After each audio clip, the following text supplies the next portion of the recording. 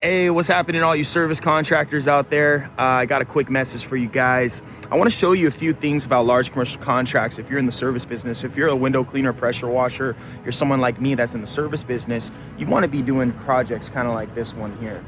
This is one of our contracts here. This one's one of our contracts here. I'm actually on an appointment for this one right here, and then we locked up this one over here.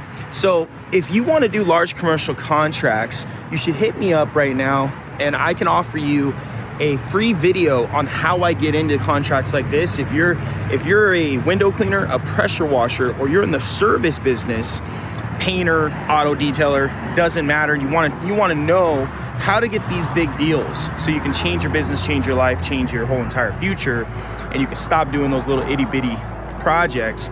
You're done doing $200 projects and little $300 projects and stuff like that, and you want to get into big commercial contracts. I got a free training for you below, okay?